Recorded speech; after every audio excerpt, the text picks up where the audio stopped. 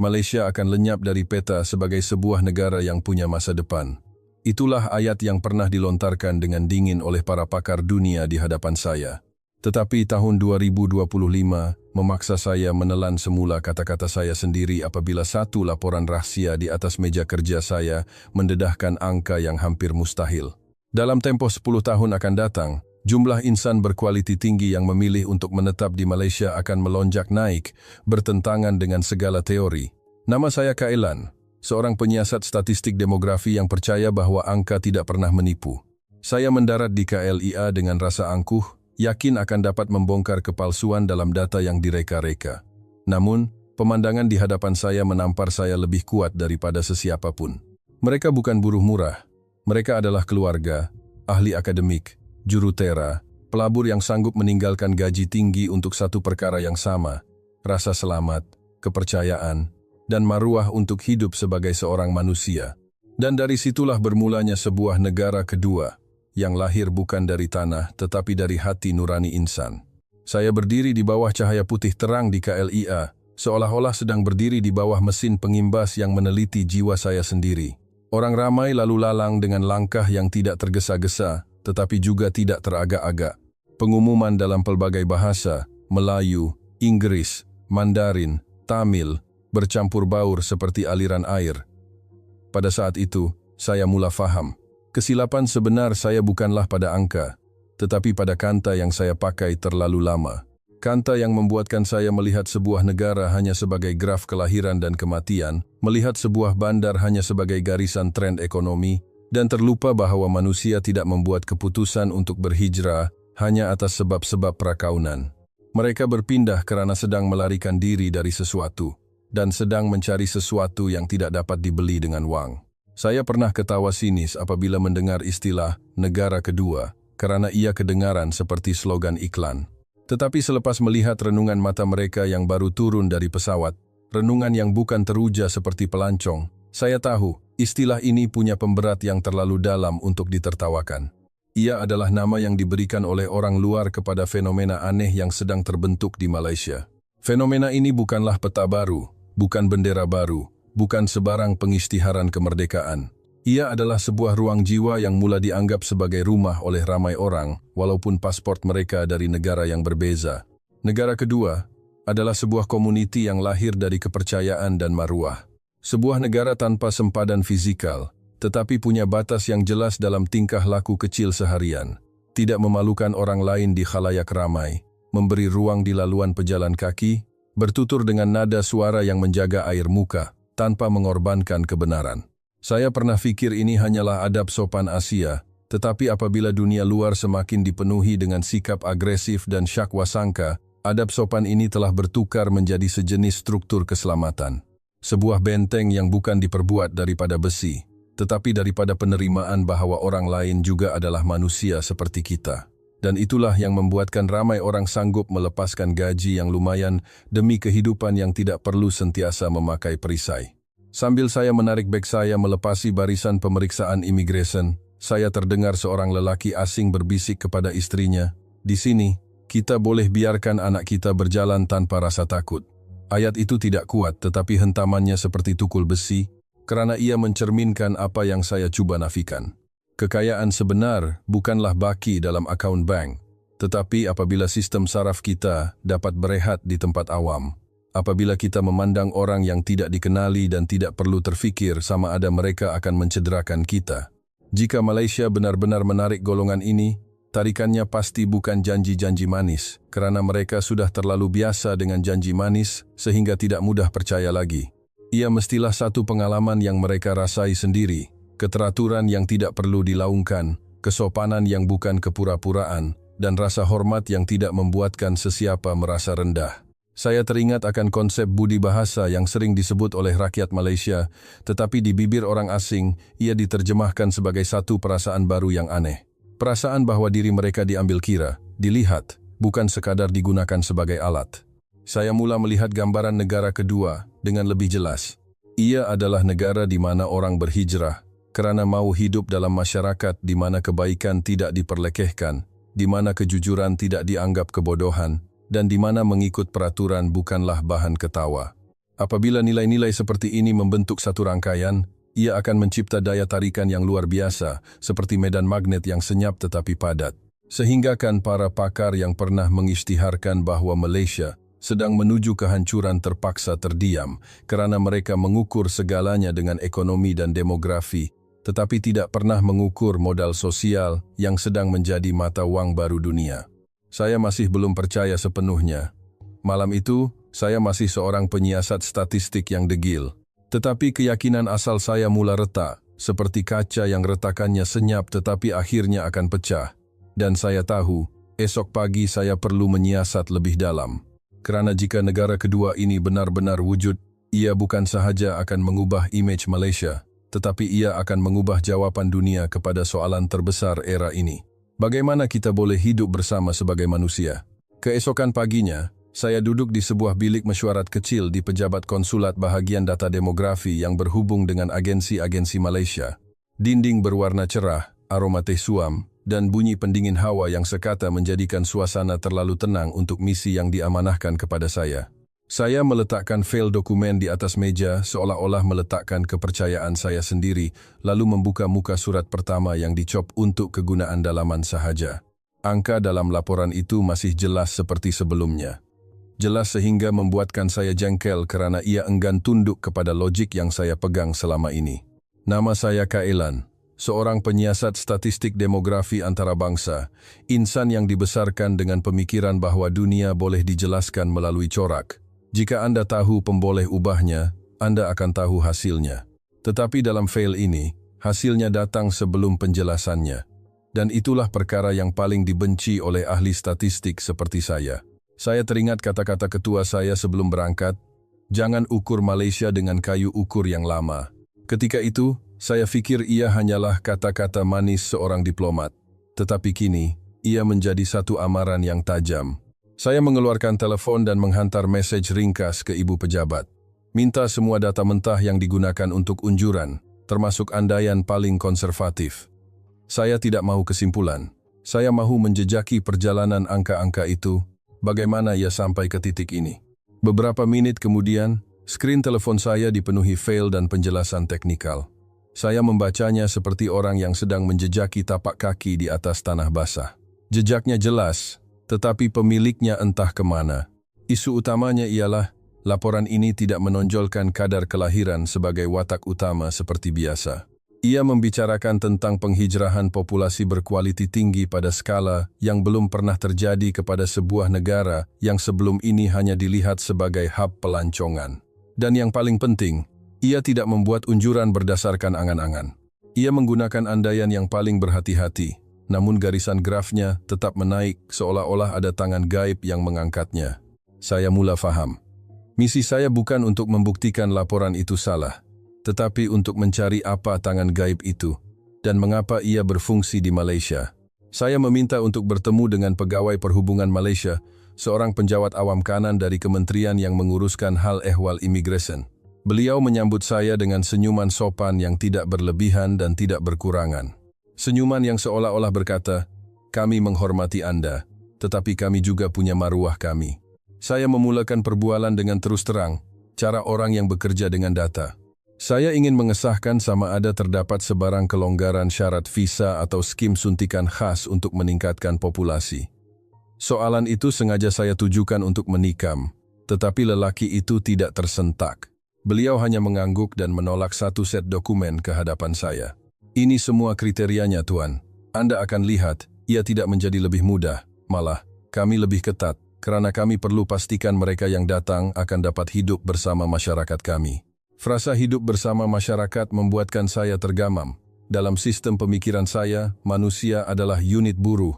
Tetapi dalam ayatnya, manusia adalah anggota masyarakat. Saya menunduk membaca kriteria itu dengan teliti. Terdapat perkataan seperti kelayakan, tanggung jawab, keupayaan profesional, kestabilan keuangan, pemeriksaan latar belakang, dan juga penilaian adaptasi komuniti. Ini bukan pintu yang dibuka seluas-luasnya, tetapi satu proses pemilihan yang disengajakan. Saya bertanya lagi, jadi mengapa jumlah pemohon meningkat? Beliau tidak terus menjawab.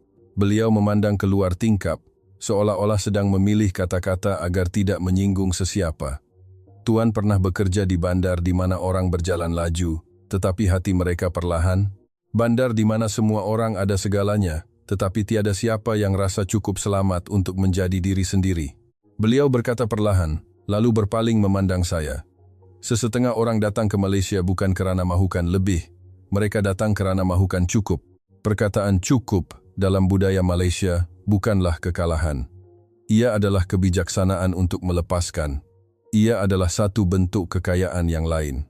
Saya terasa seperti ditarik keluar dari graf dan dipaksa melihat manusia yang sebenar. Saya mula sedar bahwa negara kedua yang saya sebut malam tadi bukanlah puisi, tetapi satu kerangka makna baru bagi penghijrahan. Orang ramai bukan lagi berhijrah hanya untuk lari dari kemiskinan. Mereka berhijrah untuk lari dari kedinginan masyarakat yang tidak saling mempercayai dan sedang mencari tempat yang masih percaya bahwa manusia lebih penting daripada sistem. Saya melangkah keluar dari bangunan itu dengan beberapa kepingkat nama dan beban yang semakin berat di dada, karena jika apa yang saya dengar itu benar, siasatan ini tidak akan berakhir dengan hanya memeriksa angka. Saya perlu melihat kehidupan di lapangan. Saya perlu mencari bukti yang ada pada pandangan mata dan gerak-geri orang. Dan saya perlu menerima kemungkinan yang menakutkan bagi seorang ahli statistik seperti saya. Ada sesuatu yang lebih besar daripada angka sedang bekerja, dan namanya ialah kepercayaan. Malam itu, saya kembali ke hotel di kawasan Bukit Bintang dengan perasaan seolah-olah baru sahaja diajar satu pelajaran dengan sopan tetapi amat mendalam. Saya membuka komputer, meletakkan dokumen kriteria imigresen di sebelah gelas air, dan mula menjejaki semula laluan angka-angka itu dengan degil. Walaupun hati saya mula goyah, naluri seorang ahli statistik masih enggan menyerah. Saya mahu mencari kebocoran. Saya mahu mencari titik di mana laporan itu mungkin tersilap. Saya menetapkan 3 hipotesis baru dan mengujinya satu persatu. Kerajaan Malaysia mungkin mempunyai pakej insentif rahasia yang besar. Penghijrahan ini mungkin hanya tren sementara yang dicetuskan oleh media sosial. Terdapat pengiraan berganda atau kesilapan pengkategorian yang menjadikan angka kelihatan terlalu cantik. Saya berasa lega seketika, kerana sekurang-kurangnya, dengan menetapkan hipotesis, dunia kembali kepada bentuk yang saya kenali.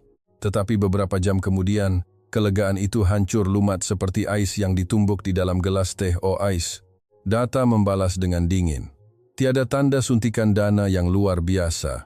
Tiada pengiraan berganda pada skala yang boleh mengubah arah graf. Dan yang paling penting, tren itu tidak naik mendadak lalu jatuh.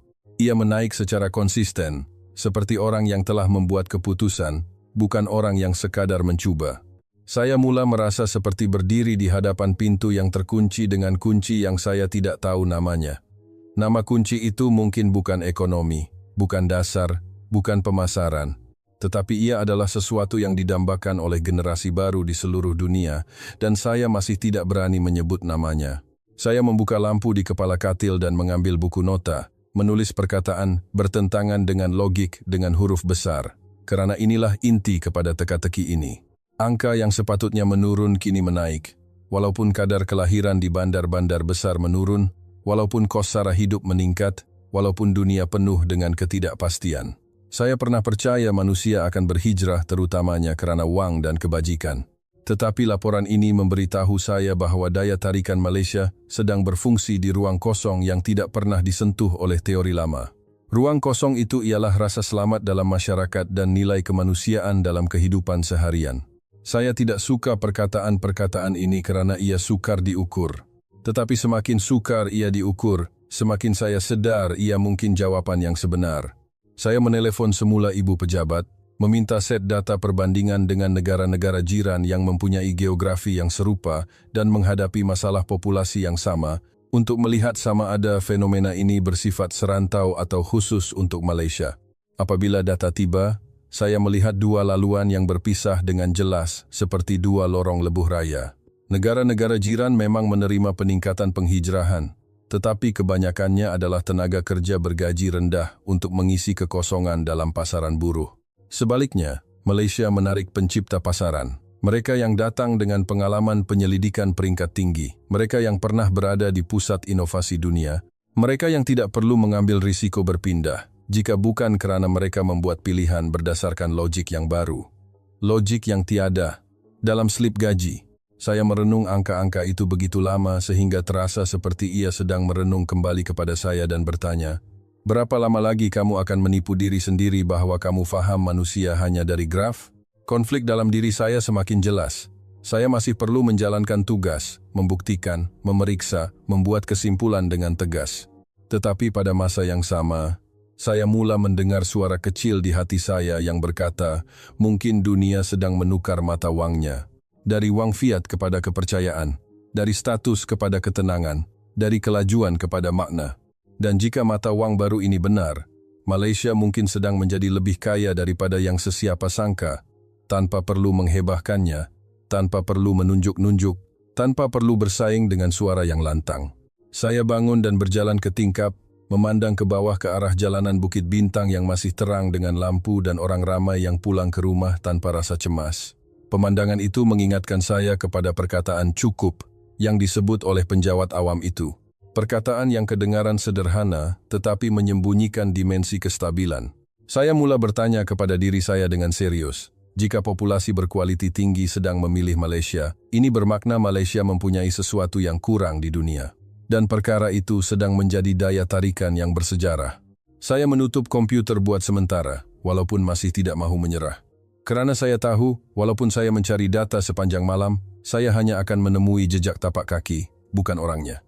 Satu-satunya cara untuk menjawab teka-teki ini adalah dengan membawa diri saya keluar dari bilik ini, keluar dari jadwal dan graf, ke tempat di mana daya tarikan ini benar-benar berfungsi, di pejabat, di makmal, di sekolah, di komuniti, dan di jalanan pada waktu malam. Saya menulis satu ayat di hujung halaman buku nota saya. Jika angka bertentangan dengan logik, itu bermakna logik kita sudah lapuk. Pada saat itu, saya sadar bahwa siasatan saya selepas ini bukan lagi tentang memburu kesilapan, tetapi memburu kebenaran yang selama ini saya tidak mahu akui. Sebuah negara boleh menarik orang bukan dengan wang, tetapi dengan maruah kehidupan. Pagi itu, saya terjaga sebelum jam loceng berbunyi, walaupun semalam hampir tidak tidur, pikiran saya enggan berhenti, seperti skrin komputer yang baru saya letakkan dalam mod rehat.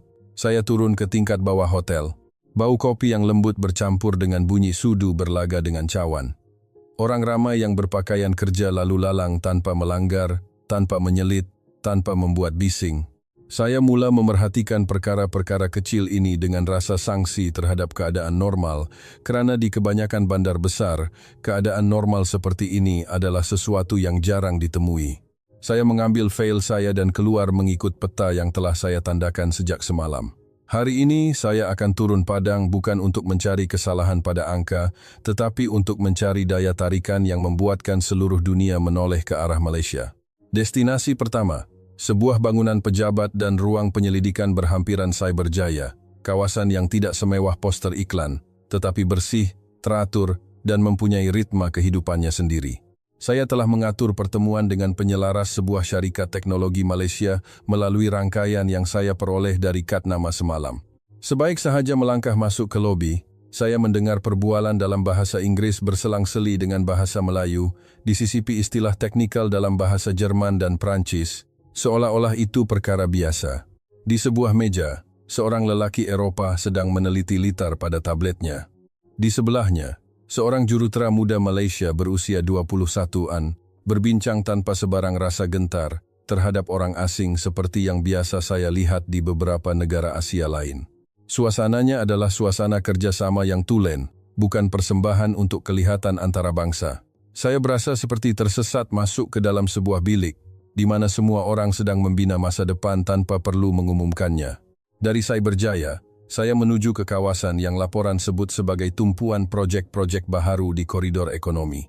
Memandang melalui cermin kereta di sepanjang lebuh raya, saya melihat infrastruktur yang sedang berkembang pesat, seolah-olah negara ini sedang menyusun semula tulang rangkanya. Tetapi yang mengejutkan saya bukanlah jalan raya atau bangunan. Ia adalah keyakinan di mata orang yang saya temui di sepanjang jalan. Saya singgah di sebuah kafe kecil berhampiran stesen transit. Orang ramai bekerja dengan komputer riba mereka secara terbuka, tidak menyembunyikan skrin, tidak memeluk beg, seolah-olah sedang mempertahankan diri dari perang. Saya melihat seorang wanita asing bangun untuk memesan kopi, meninggalkan telepon bimbitnya di atas meja tanpa teragak-agak. Saya menelan liur, karena di banyak bandar tempat saya pernah bekerja, tindakan itu sama seperti mengundang malapetaka. Tetapi di sini, ia adalah perkara biasa, sehingga saya yang berasa tidak normal. Saya mula bertanya kepada orang di situ secara tidak rasmi. Pekerja kedai itu menjawab sambil tersenyum. Jarang ada orang ambil bang, kalau tercicir pun, orang lain akan pulangkan. Nada suaranya bukan bangga menunjuk-nunjuk. Ia adalah nada seperti memberitahu cuaca hari ini panas. Dan itulah yang paling menakutkan. Karena jika kepercayaan itu umpama udara, ia bermakna ia sudah sebati dalam kehidupan seharian, bukan sekadar dasar di atas kertas. Pada sebelah petang, saya berpeluang melawat ruang percobaan di sebuah pusat inovasi. Di dalamnya, terdapat pasukan tempatan dan antarabangsa yang bekerja dalam kumpulan-kumpulan kecil. Papan putih dipenuhi dengan pelan kerja. Kegagalan eksperimen ditulis sebagai satu pengajaran, bukan satu kesalahan. Saya melihat seorang ketua pasukan dari Malaysia berdiri menerangkan dengan yakin tetapi tidak agresif. Beliau sentiasa memberi ruang kepada orang lain untuk menghabiskan percakapan mereka. Ini bukan sekadar kesopanan. Ini adalah budaya kerja yang tidak menjatuhkan air muka sesiapa, tetapi pada masa yang sama tidak membiarkan kebenaran terkubur. Saya teringat semula konsep menjaga hati dan mula memahaminya dalam dimensi yang lebih mendalam. Menjaga hati yang sebenar tidak melambatkan kerja. Sebaliknya ia membuatkan orang berani bersuara karena mereka tahu maruah mereka tidak akan dicederakan. Di kepala saya, keraguan masih ada. Mungkinkah semua ini hanyalah satu pementasan untuk orang luar? Jadi, saya menukar rancangan serta-merta. Saya keluar dari pusat itu lebih awal dari jadwal, berjalan di sepanjang laluan pejalan kaki, dan berhenti untuk melihat kehidupan sebenar di tepi jalan. Kedai nasi campur, pemandu motosikal penghantar barang, pelajar pulang dari sekolah, warga emas berbual di hadapan kedai. Saya mencari tanda-tanda ketegangan, kekasaran, atau perpecahan. Tetapi apa yang saya lihat adalah ketenangan yang teratur. Setiap orang seolah-olah mempunyai ruang mereka sendiri, seolah-olah masyarakat ini telah menetapkan satu peraturan senyap, jangan menyusahkan orang lain. Peraturan ini tidak perlu ditampal, tetapi ia berfungsi. Pada waktu petang, saya kembali ke Kuala Lumpur dengan perasaan seolah-olah ombak perlahan sedang menghanyutkan keangkuhan saya lapisan demi lapisan. Hari ini saya belum menemui jawaban akhir, tetapi saya telah menemui bukti pertama yang sukar untuk dinafikan. Daya tarikan Malaysia tidak bermula dengan wang atau image. Ia bermula dengan apa yang semakin pupus dalam dunia moden. Rasa selamat yang tidak perlu diminta, kepercayaan yang tidak perlu dibuktikan setiap saat, dan ruang yang membuatkan seseorang merasa dia bukan alat, tetapi seorang insan. Dan ketika saya duduk di dalam kereta pulang ke hotel, dengan lampu bandar terpantul pada cermin, saya tahu langkah seterusnya dalam siasatan ini adalah untuk mendapatkan pengakuan terus dari mereka yang telah berhijrah. Kerana angka boleh menerangkan arah, tetapi hanya hati mereka yang boleh menerangkan daya tarikannya. Malam itu, saya kembali ke bilik dengan perasaan seperti ada butiran pasir di dalam kasut. Tidak cukup sakit untuk tidak boleh berjalan, tetapi cukup mengganggu untuk tidak boleh berdiam diri. Saya membuka nota dan menyusun bukti yang saya kumpulkan sepanjang hari. Apa yang saya lihat dengan mata kasar mula menjadi jelas. Malaysia tidak membuka pintunya tanpa arah. Sebaliknya, ia seolah-olah sedang membina sebuah pintu yang memilih dan menyediakan tanah yang subur yang membuatkan orang ingin tinggal. Tetapi sebagai seorang penyiasat, saya masih tidak membenarkan perasaan mengalahkan fakta. Saya perlukan sesuatu yang boleh dipegang. Sistem, dasar, infrastruktur bandar, dan kepantasan birokrasi yang disebut oleh orang asing. Oleh itu, saya merancang hari berikutnya dengan lebih rapi, untuk meneliti perkhidmatan digital kerajaan, untuk meneliti infrastruktur, dan untuk melihat dengan mata kepala sendiri sama ada kepantasan yang diceritakan itu benar-benar wujud. Keesokan paginya, saya pergi ke Pusat Transformasi Bandar, UTC, berhampiran pusat bandar, dengan niat untuk menguji sistem dengan cara yang paling saya mahir, menjadikannya satu eksperimen. Saya meminta untuk mensimulasikan proses yang dilalui oleh warga asing, dari temu janji dalam talian, pengesahan identiti, penerimaan dokumen, sehinggalah pengesanan status. Saya pernah melihat sistem digital di Eropah yang kelihatan canggih, tetapi lambat karena terikat dengan peraturan. Di sesetengah negara, dokumen digital hanyalah topeng untuk kerja-kerja kertas yang tersembunyi di belakangnya. Tetapi di sini, saya melihat petugas di hadapan komputer yang kelihatan mahu menyelesaikan urusan, bukan melengahkannya. Petugas itu bercakap dengan sopan, tidak menjatuhkan air muka, dan yang paling penting tidak membuatkan saya merasa seperti satu bebanan. Saya tidak menerima janji-janji kosong. Saya menerima kejelasan tentang apa yang perlu dilakukan seterusnya dan bila ia akan selesai. Kejelasan inilah kemewahan dalam dunia modern. Saya keluar dari pusat itu dan berjalan melepasi orang ramai yang berbaris dengan teratur. Tiada jeritan, tiada tolak-menolak, seolah-olah masyarakat sedang memberitahu, sistem ini akan membawa Anda ke destinasi, tidak perlu guna kekerasan. Saya mula mencatat dalam kepala. Sistem yang baik bukanlah sistem yang membuat orang merasa dikawal, tetapi sistem yang membuat orang merasa dijaga tanpa maruah mereka dikurangkan. Pada sebelah petang, saya bertemu dengan seorang eksekutif operasi dari sebuah syarikat logistik Malaysia yang bekerja dengan rakan kongsi antara bangsa. Beliau membawa saya melihat pusat kawalan pengangkutan masa nyata mereka. Skrin yang memaparkan data memenuhi dinding, truk dan gudang, seolah-olah bernafas serentak. Beliau menjelaskan, kepantasan Malaysia bukan datang dari memaksa orang bekerja lebih laju. Ia datang dari mengurangkan geseran antara jabatan, antara proses, antara idea, dan pelaksanaan. Saya terdiam. Itulah penjelasan paling sistematik yang saya dengar sejak tiba, dan ia sangat padan dengan apa yang saya lihat di pusat inovasi semalam. Orang berani mencuba kerana kos kegagalan tidak dijadikan satu perkara yang memalukan. Saya mula melihat Malaysia dalam dimensi baru. Sebuah bandar yang tidak sempurna, tetapi mempunyai keupayaan luar biasa untuk membaiki dirinya melalui kerjasama-kerjasama kecil antara insan, pemilik restoran yang saling membantu menunjukkan arah, pemandu ojek yang membantu mengangkat barang, orang ramai yang memberi laluan di kaki lima. Perkara-perkara ini nampak kecil, tetapi apabila digabungkan, ia menjadi satu struktur yang membuatkan bandar ini berfungsi, walaupun sistem yang lebih besar belum sempurna. Petang itu, saya melawat kawasan yang laporan panggil sebagai lingkaran baru penyelidikan bandar, satu gugusan pejabat dan hub yang menghubungkan universiti dengan sektor swasta.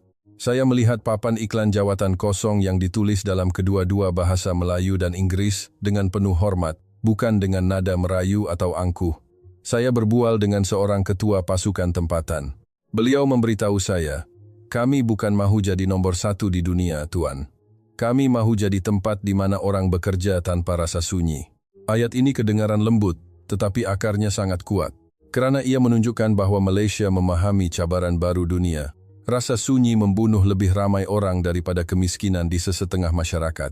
Dan ramai orang sedang berpindah untuk melarikan diri dari kesunyian sosial, bukan kesusahan fisikal. Saya kembali ke bilik dengan perasaan yang lebih mantap.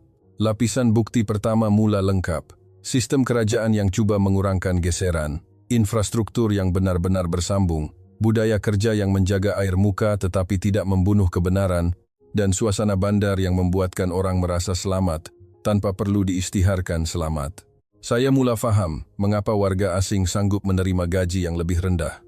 Ia mungkin bukan satu pengorbanan romantik, tetapi satu pengiraan yang lebih mendalam. Mereka sedang membelih masa, membelih ketenangan, membelih kepercayaan, dan membelih ruang untuk bernafas dengan harga yang jauh lebih murah daripada tinggal di bandar, di mana mereka terpaksa membayar cukai ketakutan setiap malam. Tetapi, walaupun bukti dari segi sistem sudah jelas, saya tahu ia masih belum cukup. Laporan itu bukan sekadar menyatakan orang datang ke Malaysia. Ia menyatakan bahwa golongan peneraju industri datang untuk bertapa. Saya perlukan suara mereka. Saya perlukan alasan yang datang dari kehidupan sebenar, bukan dari graf. Dan disinilah siasatan saya akan melangkah ke lapisan bukti kedua. 3 orang saksi utama yang perlu saya temui untuk menghentikan keraguan saya bahwa semua ini hanyalah ilusi yang sementara dan untuk menerima bahwa negara kedua ini benar-benar sedang lahir. Saya bertemu saksi pertama pada pagi yang udaranya lembab seperti biasa di Kuala Lumpur, sehingga kemeja saya melekat di badan. Anehnya, saya tidak berasa jengkel seperti biasa. Mungkin kerana saya sudah mula terbiasa dengan rentak bandar ini, rentak yang tidak menolak sesiapa dari laluan, tetapi juga tidak membiarkan sesiapa berhenti di tengah jalan. Saksi pertama bernama Jonas Keller, seorang jurutera Jerman yang pernah membangunkan sistem kawalan untuk kereta pandu sendiri di Eropa. Saya memilihnya karena laporan menyatakan dengan jelas bahwa golongan peneraju industri sedang berhijrah ke sini dan saya ingin tahu apa yang mampu menarik orang sepertinya. Kami berbual di sebuah bilik mesyuarat kecil di sebelah makmal. Pendingin hawanya cukup sejuk, tidak sampai membuat sakit kepala. Jonas meletakkan buku notanya di atas meja tanpa menoleh ke kiri atau kanan, tidak seperti orang yang telah diajar untuk sentiasa waspada dengan harta benda.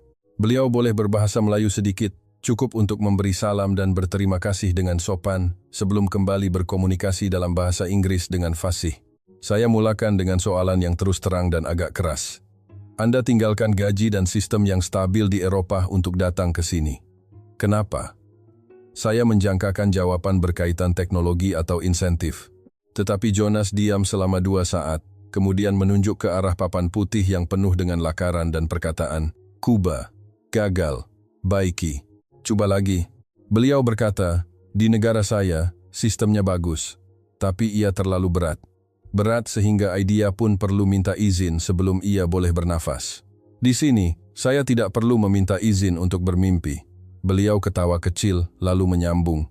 Di Eropa, untuk memajukan sesuatu yang baru memakan masa yang lama karena lapisan membuat keputusan yang tebal.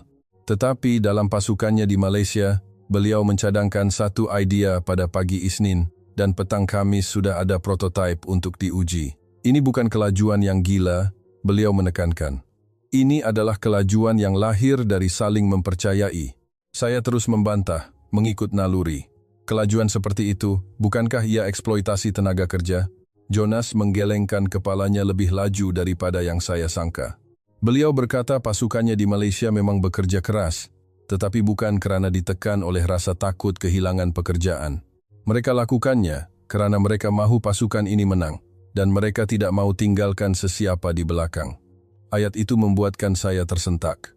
Ia seperti gabungan antara cita-cita modern dengan semangat kekitaan tradisional. Jonas mengakhiri dengan satu ayat pendek yang terus saya catat.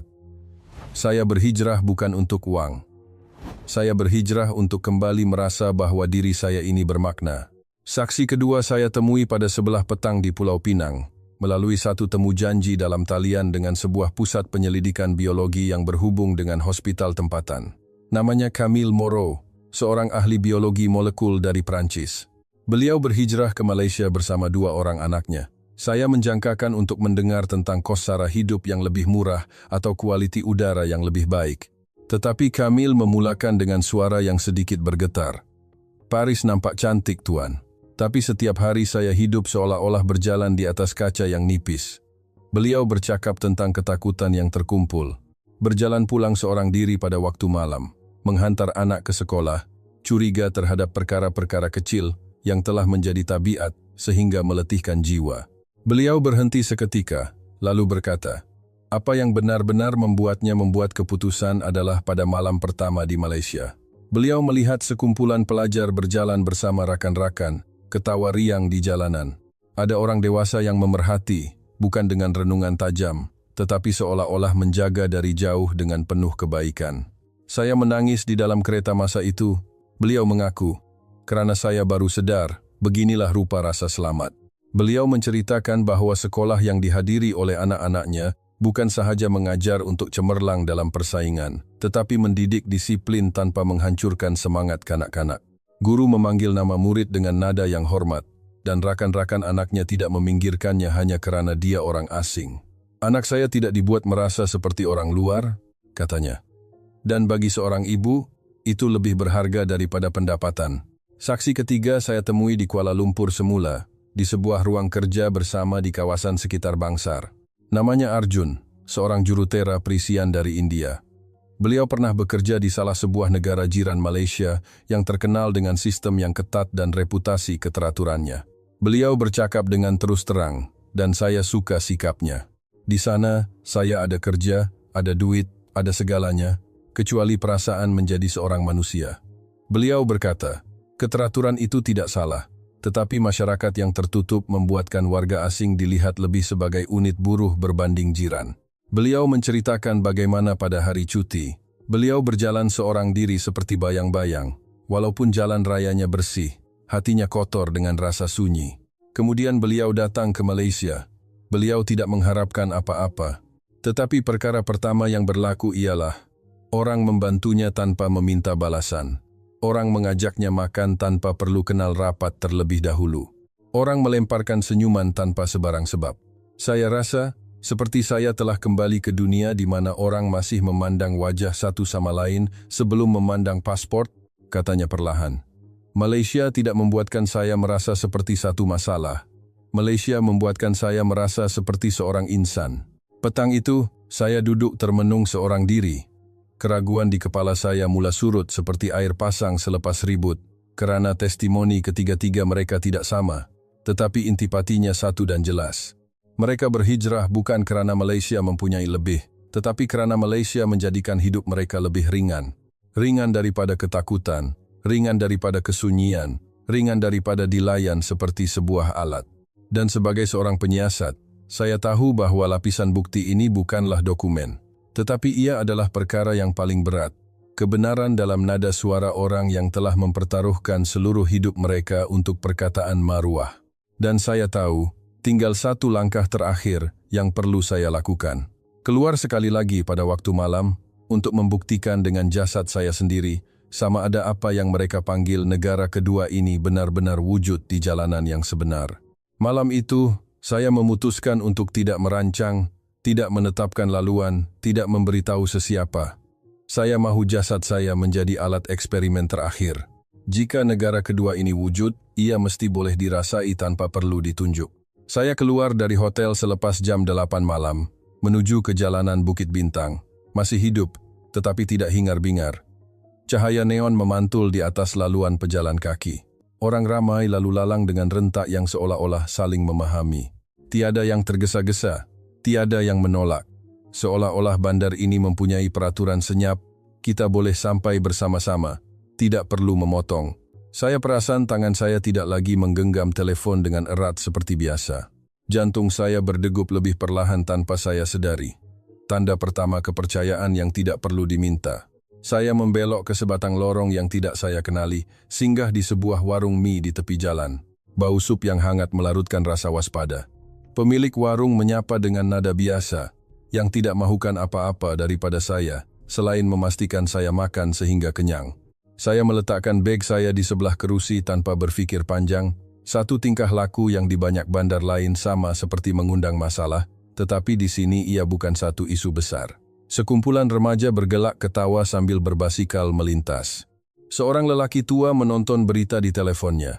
Peniaga mengira wang dengan tenang. Pemandangan ini tidak gah, tetapi apabila digabungkan, ia adalah latar belakang kepada rasa selamat yang tidak perlu dijelaskan. Saya terus berjalan ke stesen LRT, melihat penumpang berbaris menunggu tanpa perlu ada penghadang. Apabila kereta api tiba, semua orang memberi laluan kepada mereka yang mahu turun terlebih dahulu. Saya teringat bandar-bandar tempat saya bekerja, di mana ketegangan menjadikan setiap pergerakan naik dan turun sebagai satu perebutan kuasa. Tetapi di sini, kuasa itu disimpan untuk perkara yang lebih penting, hidup bersama. Saya melihat seorang lelaki asing tercicirkan teleponnya. Seorang remaja tempatan segera mengutipnya dan berlari mengejar untuk memulangkannya tanpa mengharapkan ucapan terima kasih. Satu kejadian kecil yang tiada ruang untuk ditanda dalam laporan. Tetapi dalam kehidupan sebenar, ia membina rasa selamat yang lebih kukuh daripada ribuan kamera litar tertutup. Saya berehat di sebuah taman kecil di tepi jalan. Bangku kayunya masih hangat dari matahari siang tadi. Sekumpulan anak muda meletakkan komputer riba mereka di atas meja batu dan bangun untuk membeli minuman. Saya memerhati tanpa benar-benar memerhati satu eksperimen yang ironik, kerana kepercayaan hanya boleh berfungsi apabila kita berhenti mengawasi segalanya. Semua barang masih di tempatnya. Saya ketawa kecil sendirian, kerana di dalam kepala saya, dunia seorang ahli statistik sedang runtuh di hadapan bukti yang tidak memerlukan graf. Saya berjalan lebih jauh ke kawasan yang lebih senyap. Cahaya oren dari tiang lampu memanjangkan bayang-bayang, bayang-bayang orang bertindih dengan lembut. Bunyi kenderaan lalu lalang kedengaran dari semasa ke semasa, bukan bunyi yang menandakan bahaya, tetapi bunyi yang menandakan aliran kehidupan. Saya teringat kata-kata Kamil, beginilah rupa rasa selamat, dan kata-kata Arjun, Malaysia membuatkan saya merasa seperti seorang insan. Dan kata-kata Jonas, saya tidak perlu meminta izin untuk bermimpi. Ketiga-tiga ayat itu bertemu di hadapan saya pada satu malam. Rasa selamat membenarkan impian. Dan Marwah menjadikan rasa selamat itu tidak perlu dihebahkan. Tiba-tiba, hujan renyai-renyai turun. Orang di sekitar bergerak serentak untuk berteduh di bawah kaki 5 bangunan tanpa perlu disuruh. Saya melihat seorang wanita tempatan menghulurkan payungnya kepada seorang lelaki asing yang bertangan kosong. Lelaki itu menerimanya dengan senyuman segan. Wanita itu tidak berkata banyak, hanya mengangguk seolah-olah berkata, "Tak apa." Perkataan pendek itu, "tak apa," bukanlah satu penafian masalah. Ia adalah satu bentuk tanggung jawab bersama terhadap kesulitan-kesulitan kecil dalam hidup. Saya merasakan sesuatu bergerak di dalam dada, seolah-olah memahami konsep modal sosial pada tahap yang tidak pernah diajar oleh buku teks. Saya berhenti berjalan, memandang bandar di hadapan saya, dan bertanya kepada diri sendiri secara jujur. Jika malam ini saya berjalan di sini bersama anak saya, apa yang akan saya rasakan? Jawabannya datang dengan pantas dan menakutkan. Saya akan merasa seolah-olah ada orang yang menjaga dari jauh, tanpa menceroboh. Saya akan merasa bahwa kesilapan-kesilapan kecil tidak akan dihukum dengan keganasan. Saya akan merasa bahwa kemanusiaan saya tidak perlu dibuktikan setiap saat. Dan itulah sebabnya mengapa begitu ramai orang sanggup mempertaruhkan seluruh hidup mereka untuk berada di sini. Apabila saya kembali ke hotel selepas tengah malam, saya tidak terus membuka komputer. Saya meletakkan kasut dengan perlahan, seolah-olah menghormati bilik yang memberi saya perlindungan. Saya tahu sekarang, eksperimen saya telah berakhir. Negara kedua tidak tersembunyi di dalam dasar kerajaan, tidak tersembunyi di dalam budget. Ia sedang berjalan di jalanan pada waktu malam. Ia wujud dalam gerak-geri kecil yang diberikan oleh insan kepada satu sama lain tanpa berkira. Dan apabila semua ini bergabung, ia menjadi daya tarikan yang paling berkuasa. Daya tarikan yang membuatkan orang berani meletakkan masa depan mereka pada sebuah bandar, sebuah negara, dan pada kata-kata ringkas yang diucapkan dengan perlahan, "tak apa." Pagi menjelang, saya duduk di lobi lapangan terbang, melihat orang ramai menarik beg mereka, lalu lalang seperti aliran sungai. Saya membuka laporan akhir yang saya tulis dengan tangan saya sendiri. Apa yang berubah bukanlah angkanya, tetapi pemberat di sebalik angka itu. Dahulu, saya melihat Malaysia sebagai satu graf yang sedang ditekan ke bawah oleh teori demografi. Hari ini, saya melihat Malaysia sebagai sebuah tempat perlindungan jiwa, di mana dunia sedang datang mencarinya dengan rela hati. Saya menulis dengan jelas, peningkatan populasi ini bukanlah satu helah statistik, dan bukan juga hasil suntikan wang. Ia datang dari daya tarikan sebuah masyarakat yang membuatkan manusia merasa selamat, bermaruah, dan tidak keseorangan. Malaysia tidak membina negara kedua dengan tanah baru. Ia membinanya dengan sesuatu yang tidak kelihatan, kepercayaan, budi bahasa, dan belas kasihan dalam kehidupan seharian. Saya teringat Jonas, Kamil, dan Arjun, dan satu ayat yang sama di bibir mereka yang berbeza bahasa. Di sini, saya merasa seperti seorang insan. Ayat itu merumuskan semua teori lebih baik daripada mana-mana buku yang tebal. Jika dunia sedang berpecah belah karena ketakutan, Malaysia sedang membuktikan bahwa kekuatan sebenar adalah keupayaan untuk membolehkan manusia hidup bersama tanpa saling mencederakan. Sebelum menaiki pesawat, saya menutup file itu perlahan-lahan dan tersenyum kepada diri saya buat kali pertama. Saya tidak pulang dengan kemenangan karena berjaya membongkar satu kesalahan. Saya pulang dengan rasa malu yang indah. Rasa malu seorang yang baru belajar bahwa masa depan sebuah negara tidak tersembunyi di bawah tanah, tetapi di dalam hati insan-insan yang masih memilih untuk berbuat baik antara satu sama lain setiap hari.